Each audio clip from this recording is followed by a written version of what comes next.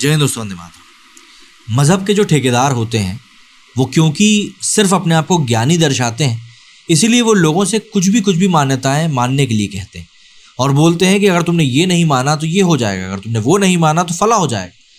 और ऐसे ही करके वो आपसे न जाने कौन कौन सी चीज़ को मनवा लेते हैं। ऐसी ही बातें वशीकरण को लेकर होती हैं, जिन्न जन्नात को लेकर होती हैं। ऐसी बातें होती हैं कि भाई आप दूसरे से ये काम करा सकते हो, आप दूसरे से वो काम करा सकते हो। इन सब को लेकर हमने भी एक पॉडकास्ट किया जिसका लिंक डिस्क्रिप्शन में है, आई बटन में। आप उसे जाकर ज़रूर देखें, जिससे कि आपको भी समझ में आए कि लोग कितना बेवकूफ़ बनाने का काम करते हैं। लेकिन हम यहाँ जो बात कर रहे हैं मान्यताओं की किसी भी मज़हब में, वो जुड़ी हुई है संगीत से। दरअसल अगर हम लोग मोटे तौर पर बात करें तो करीब 2 साल पहले अफगानिस्तान पर तालिबानी सोच का कब्जा हो गया। इसके तुरंत बाद से कई फरमान जारी होने लगे। वहाँ के नैतिकता मंत्रालय ने सार्वजनिक तौर पर तो गाने बजाने पर पाबंदी लगाई, लेकिन अब वो इस पर और भी ज़्यादा सख्त हो चुका है। हाल ही में हेरात प्रांत में कई शादी घरों से म्यूजिकल इंस्ट्रूमेंट्स लेकर उन्हें आग में झोंक दिया गया। अब सवाल उठता है कि आखिर इस पर रोक कौन लगा रहा है। तो देखिए, ये जिम्मा नैतिकता मंत्रालय का है। ये एक तरह का मॉरल पुलिसिंग विभाग है जो अफगानी लोगों को सही रास्ते पर चलने की ट्रेनिंग देता है। हालांकि अकेला अफगानिस्तान नहीं, बल्कि बहुत से मुस्लिम देश इस्लाम के हवाले से संगीत को हराम बताते हैं। इराकी दार्शनिक ग्रुप इकवान अल सफ़ा ने 10वीं सदी में कहा था कि अल्लाह की आवाज़ ही सच्चा संगीत है।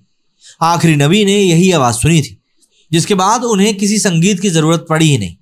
लेकिन बाकी मुस्लिम उस आवाज़ के बारे में सोचते रहे। इसके लिए संगीत सुना जा सकता है, लेकिन तभी जब म्यूज़िक परमात्मा से जोड़ने वाला हो। इसके अलावा हर तरह का संगीत दिल को कमज़ोर बनाता है और दुनियावी इच्छाएं जगाता है, और यह हराम है। ईरानी इस्लामिक स्कॉलर आयतुल्लाह सैयद ने किताब लिखी थी, ग्रेटर सिंस। इसमें 15वें नंबर पर संगीत की बात करी गई है, जो कि हराम है। लेखक के मुताबिक संगीत सुनना या उसे रचना दोनों ही पाप है। यहाँ तक कि अगर कोई संगीत के रिकॉर्ड्स बेचकर पैसे कमाए तो वो पैसा भी हराम कहलाएगा। इस्लामिक स्कॉलर्स के हवाले से अलग अलग जगह पर संगीत के बारे में अलग अलग बातें कही गई। सीधे सीधे कुरान पाक में इस बारे में कोई बात नहीं है कि मुसलमानों को संगीत से परहेज करना चाहिए या फिर नहीं करना चाहिए। विद्वान इसके लिए रेफरेंस के तौर पर हदीस को देखते हैं, जो कि आखिरी नबी पैगंबर मोहम्मद की बात है। इसे ही लेते हुए दिल्ली में इस्लामिक विद्वान और सांस्कृतिक मसलों के जानकार मौलाना अब्दुल हबीब नोमानी कहते हैं कि मोहम्मद साहब शादियों में बच्चियों के गाने और खुशी मनाने पर एतराज़ नहीं करते। इसके अलावा अगर जंग छिड़ी हो तो सैनिकों का जोश बढ़ाने के लिए मौसीकी गलत नहीं है। इस्लाम में इसे लेकर 2 धड़े हैं। एक वर्ग इसे हराम मानता है और वो मानता है कि संगीत शैतान की पुकार है, इससे मन भटक सकता है। और अगर संगीत गलत हो या बाजे यानी कि इंस्ट्रूमेंट्स के साथ हो तो हर हाल में इससे दूर ही रहना चाहिए। किसी भी तरह का बाजा, मसलन कि गिटार, पियानो, ड्रम, बांसुरी, तंबूरा, संतूरा, हारमोनियम संगीत में नहीं होना चाहिए। इस्लामिक मूल्यों से अगर कोई भी बात करने वाला संगीत सही नहीं माना जाता, वहीं एक तबका मौसीकी यानी कि संगीत को सही मानता है। लेकिन इसमें भी शर्तें हैं। मसलन इसमें अश्लीलता कतई नहीं होनी चाहिए। इसके अलावा औरत और मर्द साथ साथ बैठकर नहीं गा सकते। जिस संगीत को सुनकर लोग गलत आदतें जैसे कि नशा करना, गलत रिश्तों में जाना सीखना, वो भी गुनाह है।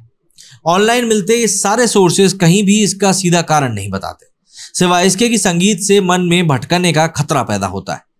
इसी के ऊपर मौलाना नोमानी कहते हैं कि अगर आपका परमेश्वर से रिश्ता बना हुआ है तो संगीत की कोई ज़रूरत नहीं है।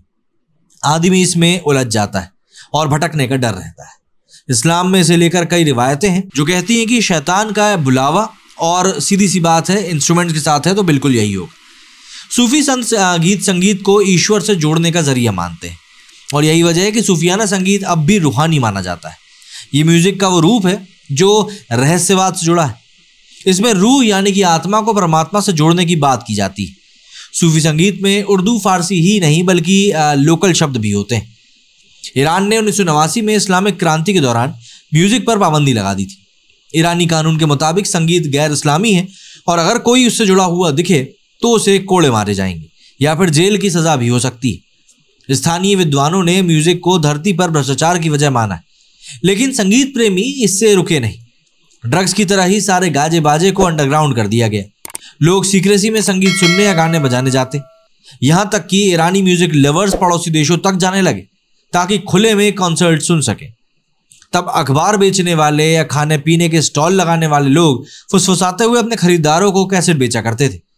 खराब रिकॉर्डिंग्स भी ऊंचे से ऊंचे दामों पर खरीदी जाती थी। इस दौरान बहुत से लोगों को जेल और कोड़ों की सजा भी हुई। लगातार दबाव में रहने पर ईरान में कल्चरल तौर तरीके बदले। ईरान में संगीत तो अब है, लेकिन उतने भी खुले तौर पर नहीं जितना पहले हुआ करता था। पॉप म्यूजिक यहाँ पर प्रतिबंधित है। इसके अलावा भी कई मुस्लिम बहुल देश रुक रुक कर म्यूजिक को हराम घोषित करते रहे, लेकिन ये लंबा नहीं चला। कई अफ्रीकी देश भी म्यूजिक को प्रतिबंधित करते रहे हैं। वैसे पूरी तरह से बैन कहीं भी ये लागू नहीं हुआ है, लेकिन देखिए एक बड़ी बड़ी बात तो इसको लेकर चलती ही रहती है। क्या कहना है आपका इस बारे में? क्या आपको भी लगता है म्यूजिक किसी भी तरीके से आपको अपने मानने वाले से जोड़ने से रोक सकता है? कमेंट करके जरूर बताइएगा।